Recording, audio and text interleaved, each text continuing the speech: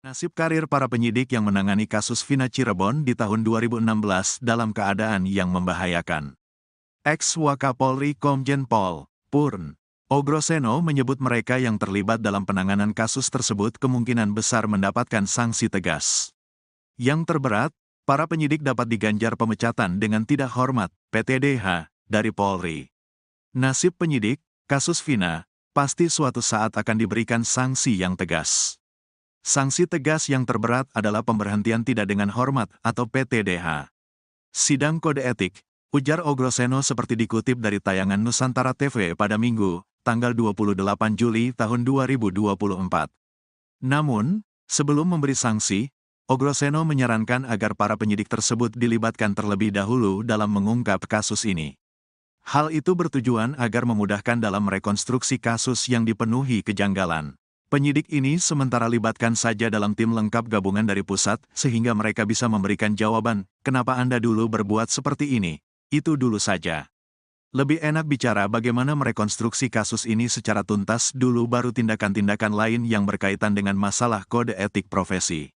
Tapi kalau sudah diproses, disangsi, artinya selesaikan kasus ini hanya dibiarkan ya dalam keadaan seperti semula waktu Pegi dibebaskan, katanya. Ogroseno mengatakan kasus ini makin terbuka terang bahwa bukan berlatar percintaan. Ia menduga kematian Vina dan Eki berkaitan dengan profesi Ibtu Rudiana sebagai anggota aktif polisi. Kalau saya melihat ini, dibikin situasi kayak seperti kecelakaan tapi yang mengarah kepada Vina, berarti itu kan seolah masalah cinta tapi ternyata tidak ada hubungan cinta antara Pegi yang pelaku itu seperti dalam film. Kemudian kalau misalnya sasaran itu adalah si Eki ini salahnya apa? Cuma kalau dikaitkan dengan pekerjaan orang tua ya, kemungkinan juga mungkin ada masalah dengan pekerjaan orang tua. Si Eki ini kenapa dianiaya terlalu kelewatan, akhirnya mengakibatkan meninggal, pungkasnya. Ogroseno menyentil Divisi Profesi dan Pengamanan, Propam, dan Inspektorat Pengawasan Umum, itu ASUM. Mabes Polri yang kurang jeli dalam memeriksa perihal kode etik Ibtu Rudiana. Bagi seorang pensiunan jenderal, Ogroseno yang hanya menganalisis dari luar saja sudah bisa membaca banyak pelanggaran yang dilakukan Ibtu Rudiana di kasus Vina Cirebon. Kalau Propam jeli ya, apalagi Propam Mabes Polri.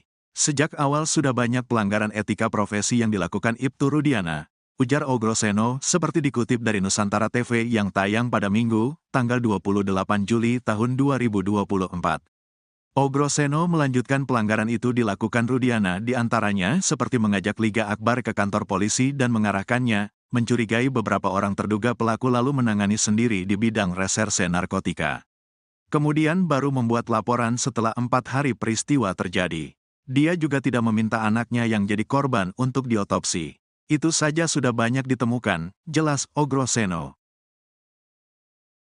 Tony RM rupanya menyerah menjadi pengacara Pegi Setiawan. Tony RM bahkan berencana mundur sebagai pengacara Pegi Setiawan. Bukan tanpa alasan, Tony merasa lelah selalu disalahkan dalam polemik antara Pegi Setiawan dan Deddy Mulyadi. Hubungan Deddy Mulyadi dan Pegi Setiawan kini memang tak jelas juntrungannya. Tiba-tiba saja Pegi Setiawan dinarasikan sombong karena belum menemui Deddy Mulyadi. Upaya mempertemukan Deddy Mulyadi dengan Pegi Setiawan memang bukan hanya satu kali. Pertama saat hari kedua Pegi Setiawan bebas dari penjara.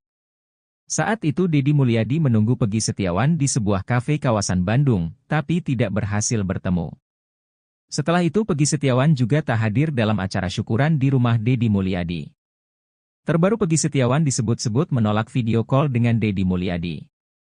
Tony berkata, bila ia sudah tak lagi menjadi pengacara Pegi Setiawan maka tak akan lagi disalahkan. Tony merasa ia selalu disalahkan dan dianggap menjadi penghalang Pegi Setiawan untuk bertemu Deddy Mulyadi. Tony mengaku merasa tak tega meninggalkan Pegi Setiawan.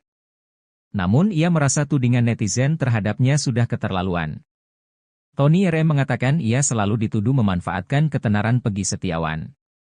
Selain itu Tony juga merasa dituding mengatur hidup Pegi Setiawan usai bebas dari kasus Vina Cirebon. Sementara Pegi Setiawan berharap agar Tony RM tak mundur sebagai pengacaranya. Pegi Setiawan tetap berharap agar Tony RM tak berhenti menjadi pengacaranya. Sementara itu kini telah terungkap kejadian sebenarnya soal Pegi Setiawan tak datang ke rumah Deddy Mulyadi meski sudah dikirim mobil. Cerita kejadian ini awalnya diungkap Ferry Herianto. Tapi kini diutarakan langsung kejadian sebenarnya oleh Deddy Mulyadi dan ayah Peggy Setiawan, Rudi Irawan. Deddy Mulyadi menceritakan sebenarnya ia hanya mengundang Rudi Irawan ke acara syukuran di Lembur Pakuan. Tapi, Rudi berinisiatif mengajak istri pertama di Cirebon dan istri kedua di Bandung. Rudi Irawan bahkan sampai meminta dikirim mobil untuk menjemput dua istrinya tersebut. Keluarga Vina Cirebon masih meminta Polda Jabar untuk mencari 3 DPO yang diduga jadi dalang kasus Vina. Namun, salah satu saksi kunci kasus Vina, Dede Riswanto justru menyebut pencarian 3 DPO tersebut bakal berujung sia-sia. Sebagai informasi, Ibunda Vina Dewi Arsita atau Vina Cirebon, Sukaasih sempat meminta polisi mencari keberadaan Peggy, Andi dan Dani.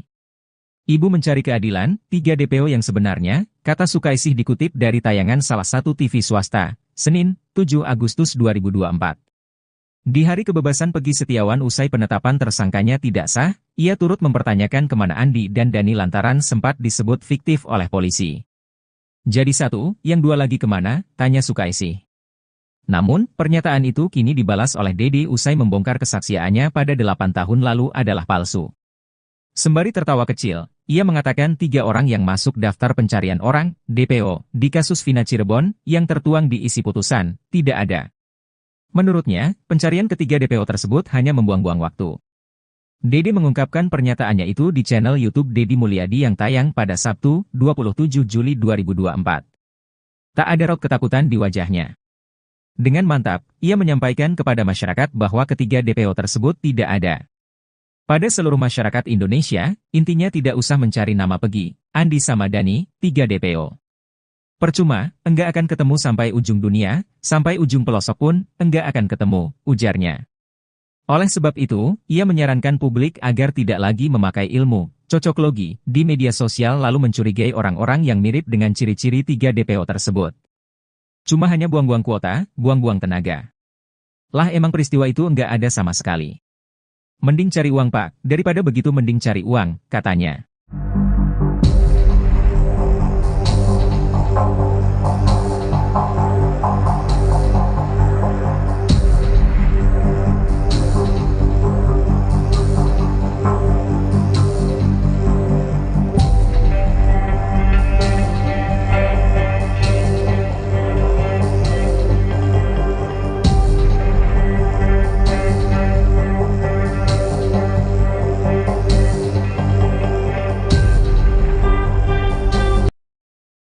Dua sahabat almarhum Vina, Mega Lestari dan Widya Sari mengungkap keterangan yang mematahkan kronologi tewasnya Vina versi berita acara-acara pemeriksaan, BAP, yang dilakukan polisi. Mega dan Widya mengungkap chat terakhirnya dengan Vina pada malam maut 27 Agustus 2016 silam. Kesaksian yang tidak pernah didengar di pengadilan itu pun bersambut. Seorang pengacara yang dulunya mantan prajurit presiden terpilih semasa bertugas di Kopassus, Prabowo Subianto, siap membela keduanya. Diketahui dalam BAP, pada 27 Agustus 2016 sekitar pukul 21 WIB, Vina, Eki, dan Liga Akbar melintasi Jalan Perjuangan Kota Cirebon, Jawa Barat. Sesampainya di depan SMP Negeri 11 Cirebon yang berada di Jalan Perjuangan Majasem, Jalan Saladara, 11 pemuda sudah menunggu mereka. Ke-11 orang itu tertulis dalam BAP saksi, sebagai Hadi Saputra, Eka Sandi, Jaya, Supriyanto, Sudirman, Eko Ramadhani, Rivaldi Aditya, Saka Tatal, Andi, Dani, dan Peggy alias Perong. 11 orang tersebut melempari Eki, Vina, dan Liga dengan batu, tapi ketiganya terus melaju. Mereka mengejar Eki dan Vina dengan 4 motor hingga terjadi pemerkosaan dan pembunuhan. Lalu pukul 22.30 WIB, Eki ditemukan tewas sedangkan Vina terluka parah di flyover Talun. Kemudian ada warga yang melapor ke Polsek Talun, dan saat 2 petugas piket mendatangi lokasi kejadian, sudah banyak warga mengerubungi mereka.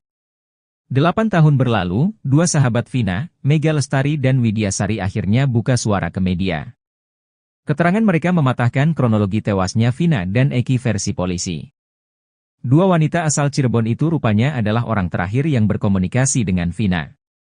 Mendengar kesaksian penting Widya dan Mega, pakar psikologi forensik, Reza Indragiri Amrial, menantang Muchtar Effendi untuk mendampingi secara gratis alias pro bono. Muchtar sendiri sudah memahami kasus Vina karena sebelumnya membela Peggy Setiawan, korban salah tangkap oleh Polda Jawa Barat. Mendengar tantangan itu, Muchtar pun menerimanya. Ia bersedia menjadi pengacara Widya dan Mega.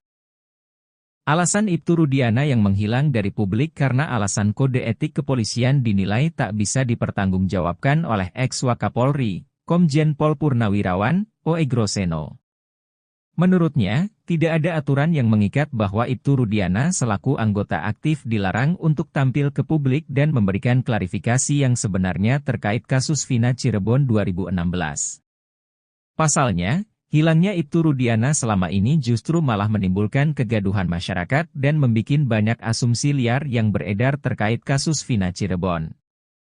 O.E. Groseno juga menilai alasan Ibtu Rudiana yang ogah muncul karena dibatasi oleh kode etik juga tidak bisa dipertanggungjawabkan. Menurutnya, semua orang sama di depan hukum harus mendapatkan perlakuan yang setara atau sama. Ibtu Rudiana kemudian menyampaikan klarifikasi terkait dirinya yang seolah menghindar dari kasus ini. Semenjak kasus Vina Cirebon muncul ke permukaan, Ibtu Rudiana hanya sekali menyampaikan pesan ke publik setelah itu hilang bak ditelan bumi. Dalam klarifikasinya, Ibtu Rudiana berdalih karena dia masih menjadi anggota polisi aktif yang segala tindak tanduknya dibatasi oleh kode etik. Penasihat Kapolri, Irjen Pol Purnawirawan Arianto Sutadi menyebut Ibtu Rudiana dan AF berpotensi menjadi tersangka dalam kasus pembunuhan Vina Cirebon. Pasalnya, kedua sosok ini menjadi biang keladi di balik kecurigaan publik terkait kasus Vina yang penuh kejanggalan. Mereka telah dilaporkan atas dugaan keterangan palsu. Saat ini, kata Arianto, polisi masih melakukan penyelidikan terhadap laporan yang ditujukan kepada Ibtu Rudiana dan AF. Jika dari hasil penyelidikan tercium adanya kejanggalan dalam kesaksian mereka, maka polisi akan menindaklanjutinya ke tahap penyidikan. Ibtu Rudiana, kata Arianto, disebut seorang oknum. Dia tak mewakili perilaku anggota lain di tubuh institusi Polri. Kendati demikian, Arianto mengaku lega. Ia menyambut baik pengajuan peninjauan kembali oleh Saka Tatal dan 7 terpidana lainnya yang juga akan menyusul mengajukan hal serupa. Arianto beralasan bukti-bukti yang selama ini dimunculkan di media akhirnya dimasukkan ke dalam jalur yang benar, yaitu peradilan. Kebohongan demi kebohongan di kasus Vina Cirebon perlahan mulai